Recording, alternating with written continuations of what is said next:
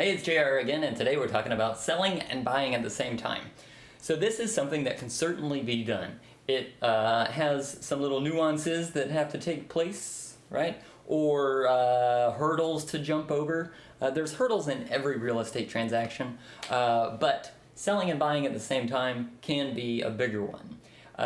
It can go smoother if everyone is paying cash for everything, because then there's not a whole lot of timing issues that come into play, or there are less obstacles that are in play when everybody's paying cash. So if you've got mortgages, though, that are in the mix, then you have some additional hurdles. And what that can look like is, let's say you're selling a house and you're planning on closing on the 28th of a month.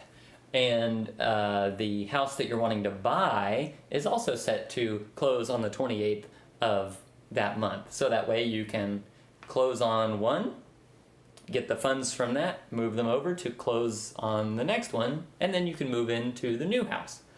Something that may happen is, well, your loan could get delayed, which could cause a delay in the purchase of the next home, or the person who's purchasing your home, their loan could get delayed, or there could be some other delay. It's not always loans that cause delays.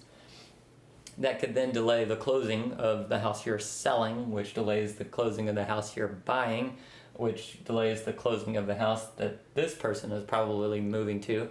So a lot of stuff can come into play, but it can happen. What you have to make sure to do is be as cautious as you can about your timeline. If you have the ability, put some time, a few days, in between the period where you're selling your house, the closing date of your house, and the closing date of the house that you're purchasing. For one, you don't know what's going to happen with the buyer who's buying your house, and you don't really know what's going to happen with the transaction, the house that you're trying to buy.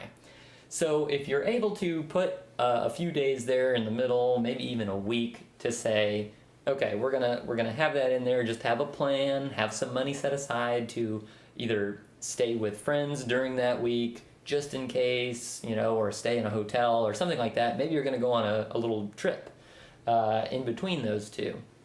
That way you've got a buffer in there, as opposed to saying everything's gonna go perfectly and we're gonna close on our house on this day, the money's gonna transfer no problem, we're gonna close on this house what we're buying the same day.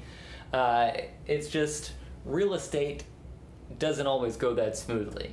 So think about those different things that can happen when you're trying to sell a house and buy a house all at the same time, and talk with your realtor about how you might make those hurdles shorter and easier to get over.